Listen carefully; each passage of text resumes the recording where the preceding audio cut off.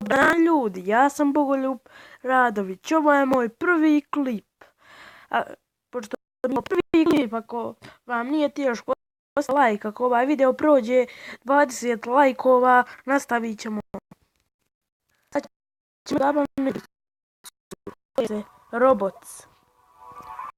U ovoj igrici je cilj da pobjedite zle robote.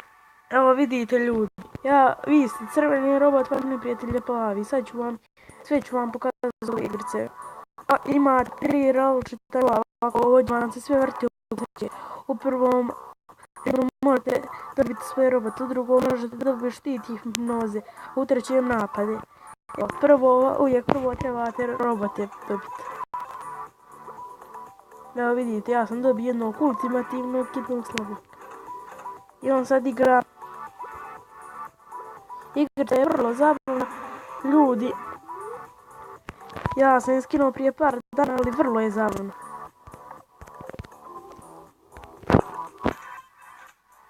Istina, nisam najbolji u njoj.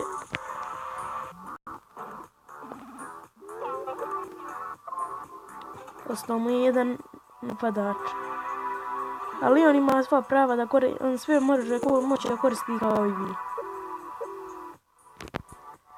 Ali ne mora vas pobijediti tako lako. Istina, ovo nije najteži nivo, pa vas ne može pobijediti, ali ostale može. U težim nivojima vas lako pobjeđuje. Ja kad sam prvi put krenuo da igram igricu, pobjeđivao sam, sad gubim.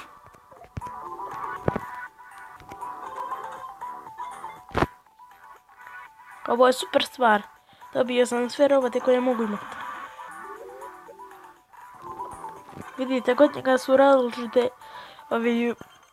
ove neke, ne znam jesu li roboti. Samo vidite ljudi, on je plavi, tim vid crveni, ali sve isto. Evo sad ćemo ga mi napasti i uništiti. Treba uništiti sve ove njegove sluge. Bar se nadam da hoćemo ljudi. Majte Pipko, šta gađaš u to?